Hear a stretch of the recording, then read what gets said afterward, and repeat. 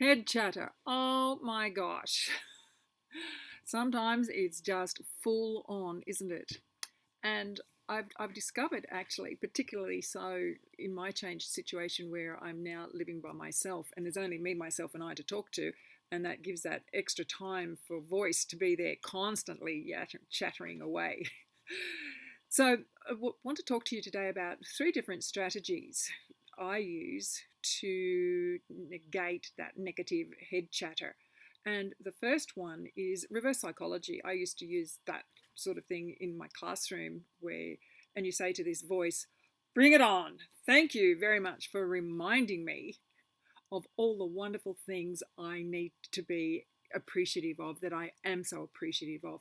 And then I start to list, I give myself 10 things to list, 10 lovely things that I am so appreciative of. And that just really pushes that negative thought away. Another strategy I use is the one that Abraham Hicks uses of upstream and downstream, where you find yourself thinking something negative and you say, oh my gosh, that's an upstream thought.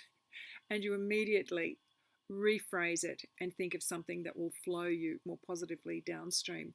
An example was just yesterday, actually. I needed, those Coles fridge bags, and I needed quite a few. And my mum had said to me, oh, here's a whole bag full of them. She collects them. Anyway, when I got home and I needed to use them, I discovered that some weren't actually the fridge bags. And I said, oh my gosh. And then I was so proud of myself. Come a long way. Instead of negating that situation, that instead of having so many fridge bags, I only had this plus ordinary bags, I was just so grateful that I had the bags to put what I needed to put into them. And those non-fridge bags sufficed for the small journey that I needed to make to go from A to B. So that was really interesting. And the more we practice this, the more that we are spontaneously able to catch on to a negative thought.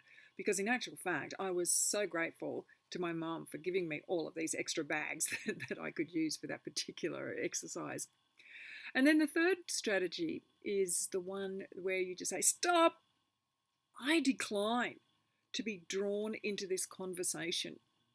Now, there's more strategies than that, but they're just three strategies that I'm sharing with you. And depending on where you are, how many times you've used each strategy, how comfortable you are, what comes into your head immediately is the one that you will choose to use. Take care. God bless.